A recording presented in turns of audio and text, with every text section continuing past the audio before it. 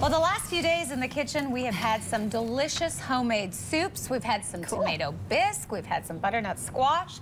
And now Liz is going to show us the perfect accompaniment to those soups, right? Yes, we have cheddar cheese spoons.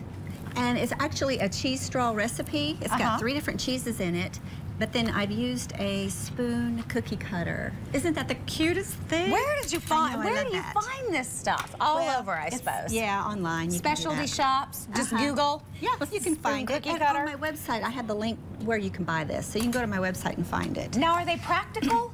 You can, they'll work. Well, not to soup out, soup, but it's crispy and it's fun. It's good for salads, appetizers, whatever you want to do. And you can just dip it and bite in and have a great cheesy taste. It's really great. So let's get to the recipe because it's so easy. And I know I always say that, but it really is. It's 8 ounces of cheddar cheese, extra sharp, and then about 8 ounces of the Vermont cheddar cheese or white cheddar cheese, and then 4 ounces of Parmesan cheese. So I already have the 2 cheeses here, and I'm going to add the Parmesan cheese. Okay. Then you add a half a stick of butter, and then you're going to process this for a few minutes, just a second, just to kind of get that butter in there. Okay. Mix all those cheeses up good. Boy, that didn't take long. Don't we love food processors? Yes, and then we add a cup of flour, all-purpose flour, and then your spices. And you can put whatever spice you want in this. Okay. If you like hot, you can add more cayenne pepper. It's got salt in it. You can add spices, other spices like dill or seeds, sesame seeds, or whatever you want. What did you add? I just add cayenne pepper. Okay. A little bit of cayenne. A little bit. Yeah, well, to taste. So what you do is you just keep this going until it forms a ball, and you can kind of see that it's starting to form. So you just keep doing it. Okay. So it's going to make a regular type dough. It's going to make a dough. If you were making something else that uses dough. And then after you get the dough, you're going to lay it out. You're going to wrap it in a piece of saran wrap or plastic wrap. Put it in the refrigerator and let it set for about 25 to 30 minutes. So you can start to see that it's starting to... It looks like, well, you can tell I'm from the Midwest, but it looks like kind of cheese curds. Yeah, it does. It does. Those are so good. Let's deep fry it and see what it does. Okay, now...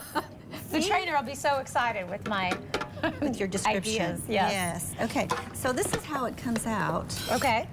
And actually, I should have let it go a little bit longer because it would form a great big, dough ball. Okay. But then you can put it together just like this. And you don't really need flour at this point. It's not really sticky. That is so cool. And you can smell the cheese. It's just really, really good. And so what we'll do is we will wrap that. And I try to put it in like a... flatten it out a little bit. Okay. Like in a rectangular piece. Because it's easier to do it now than after we've had it refrigerated. Right, and you can roll it out easier, and then you have enough space that you can cut out your little spoons. Okay. And we'll do the cutout coming up in just a bit. How long do you need to refrigerate something like this before you do that? Well, you can do it overnight if you want to and cut it out the next day, or, up to 15, 20 minutes, just as long as you chill the dough. The thicker the dough, the longer it is to chill. So just roll it out kind of thin if you want to, and then chill it for 15, 20 minutes, 25 minutes. But it does need to be chilled before you just go into the Yes, and the reason you do that is because when you cut, then your cookie cutter is going to make a nice, precise, cut. Got it. And then it'll be easier for you to pick up and put on your cookie sheet or your baking sheet. And how impressed will your guests be when you have their fancy soup with a little cheese spoon on the side? I know, it's just good. Just fun stuff. All right, LizBouchon.com for more tips and some great videos as well as some fabulous recipes. She's always serving it up sassy. When we come back, we're going to be